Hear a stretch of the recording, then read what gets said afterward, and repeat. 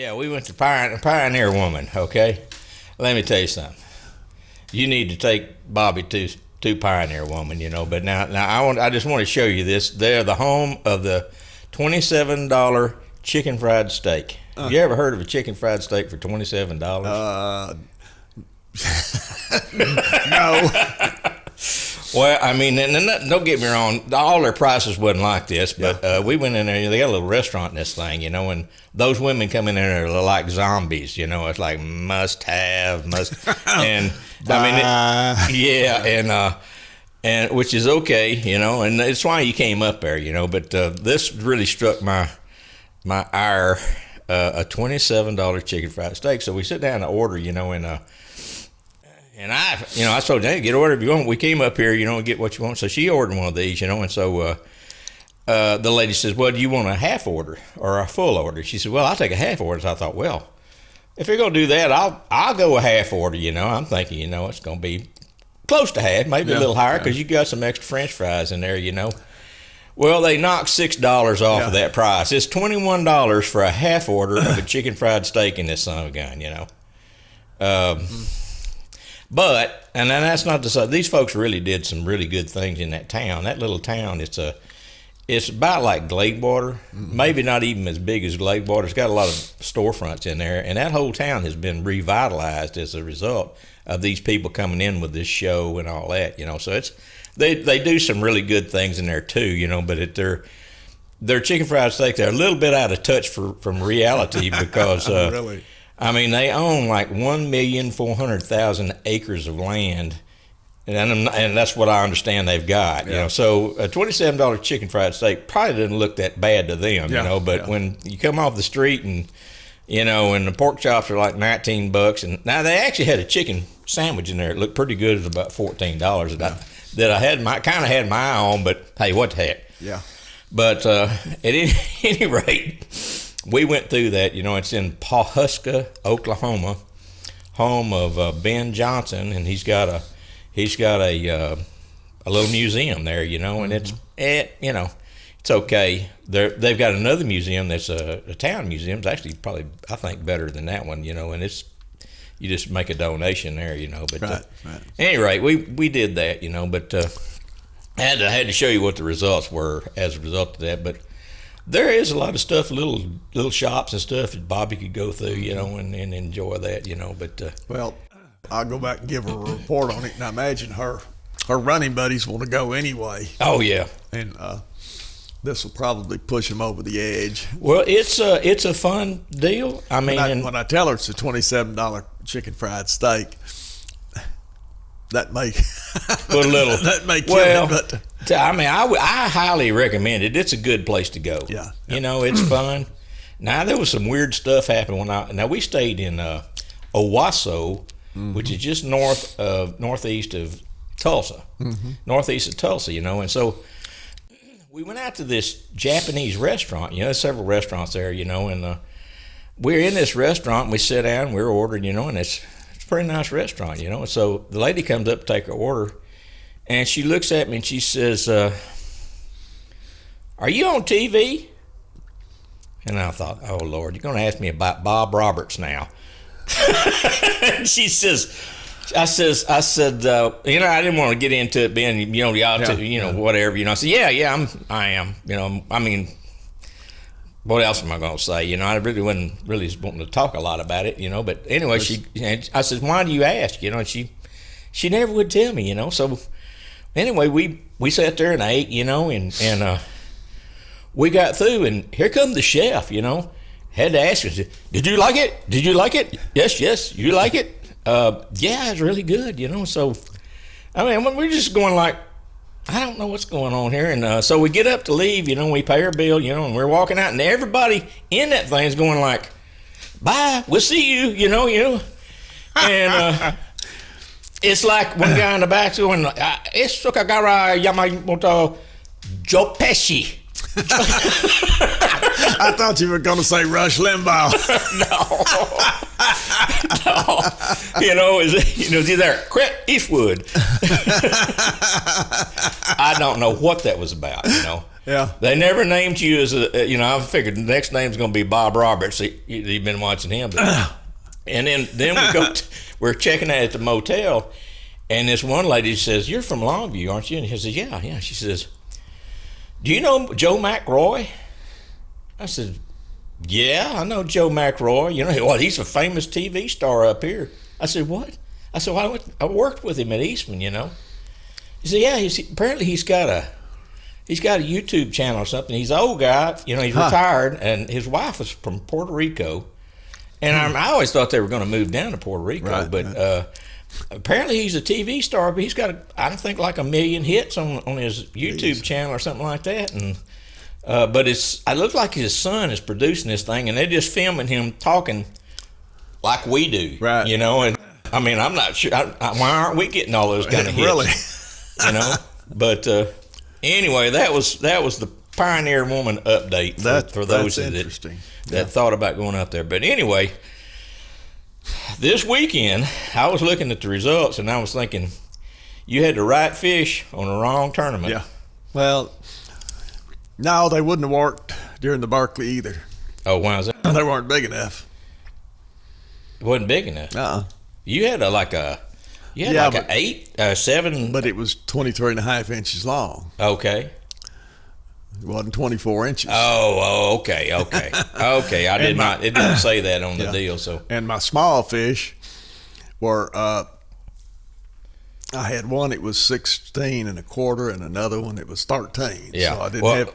Let me explain myself, because I was looking at the guy that won this thing, Aaron Anderson.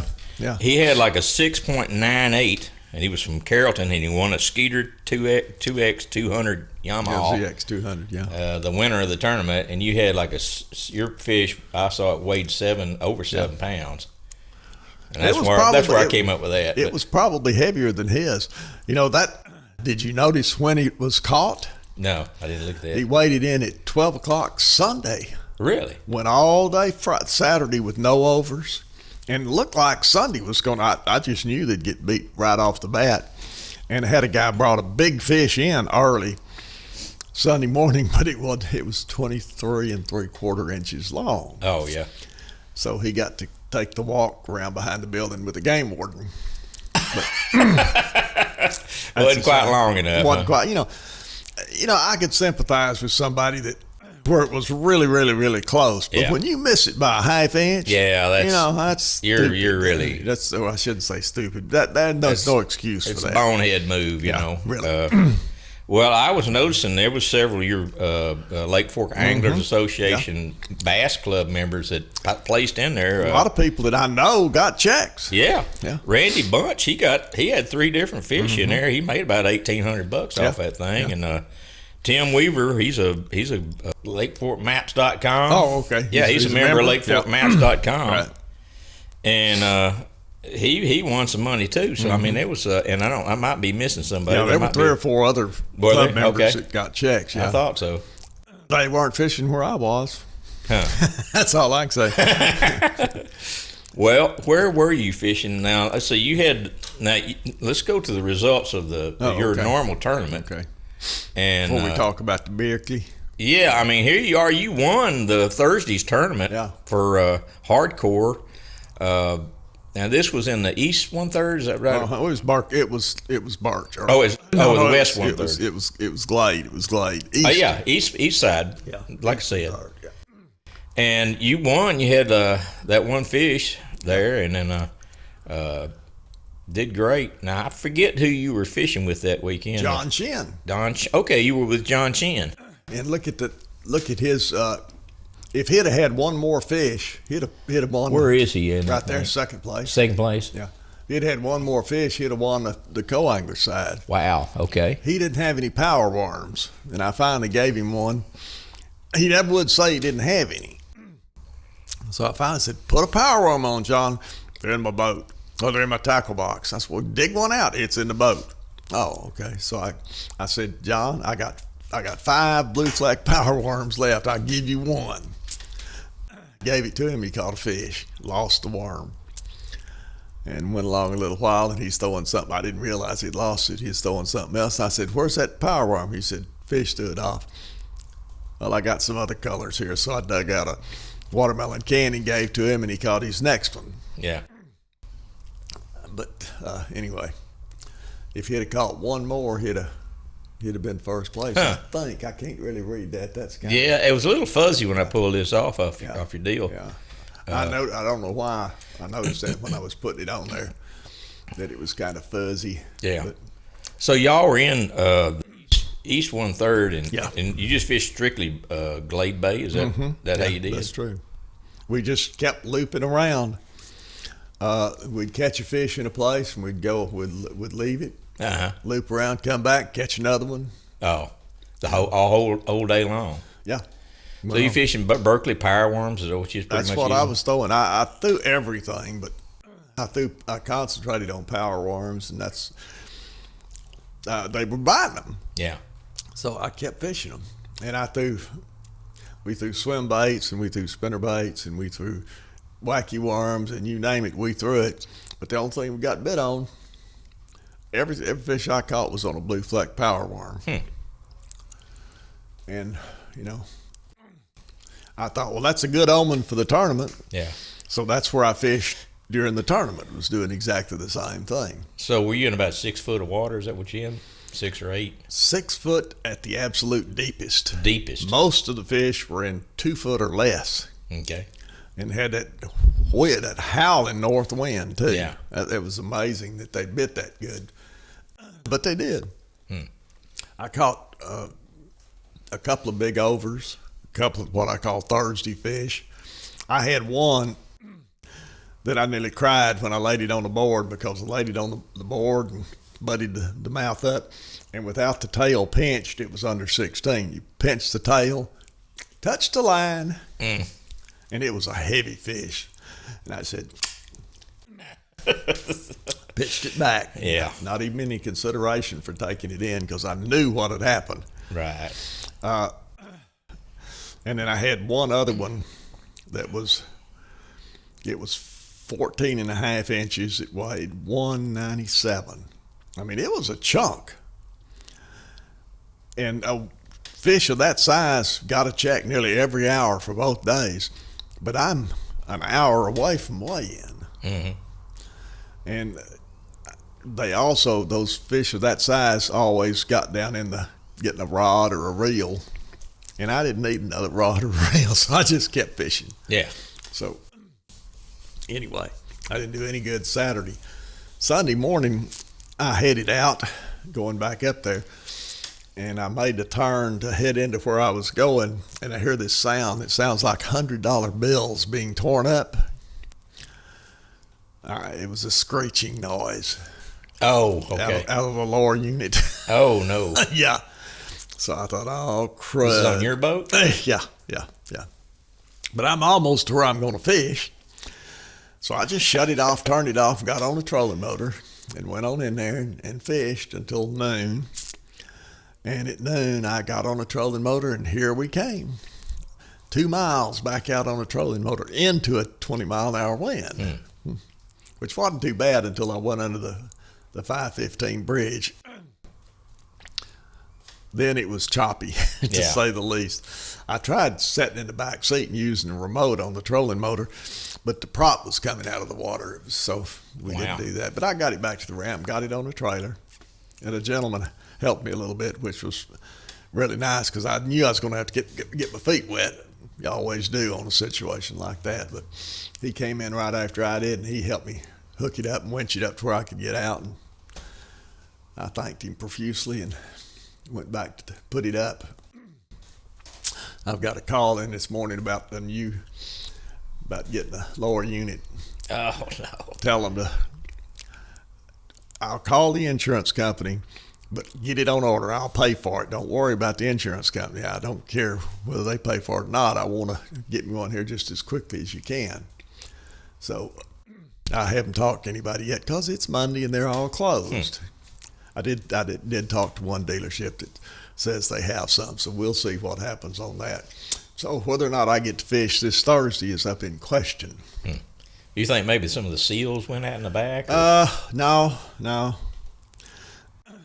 I got tangled up in some stumps last Thursday.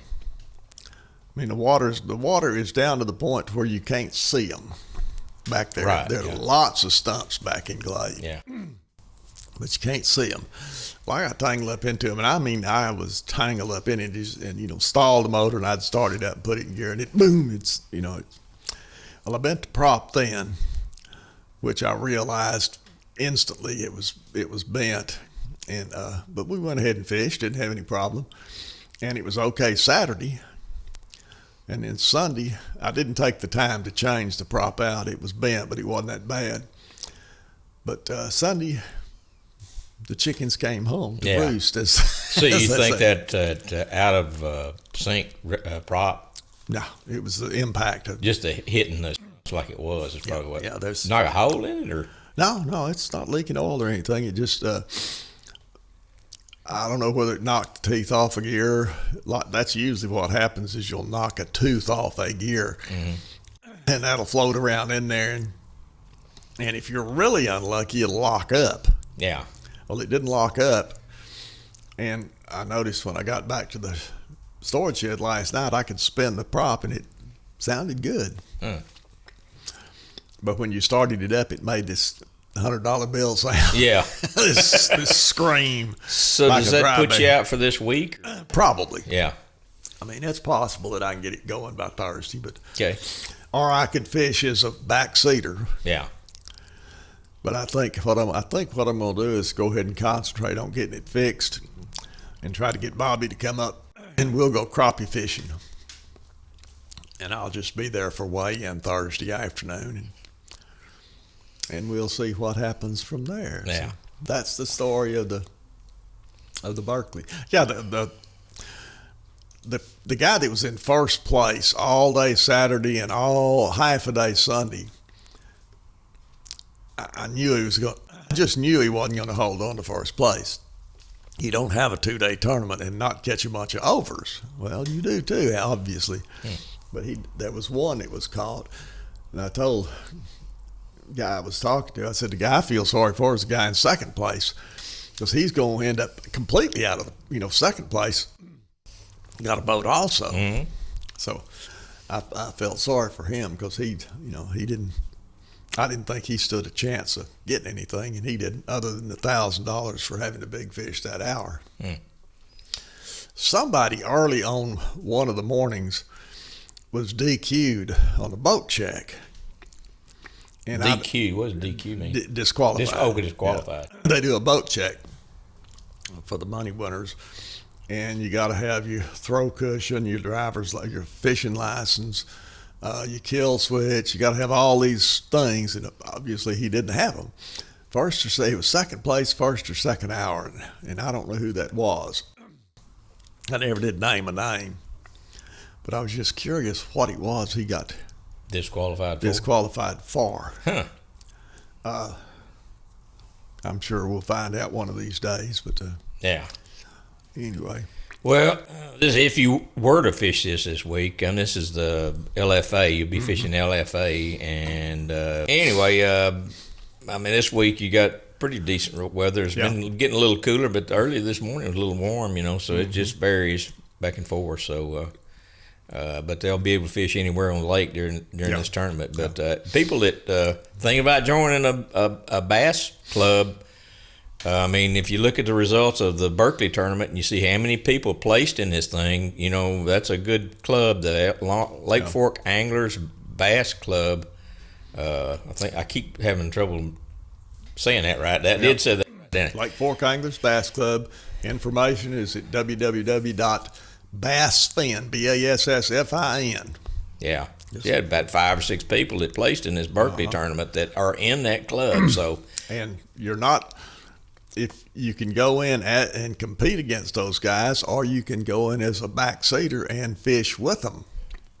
That's what most people enjoy about the club, is you get to fish with some really good fishermen. Yeah.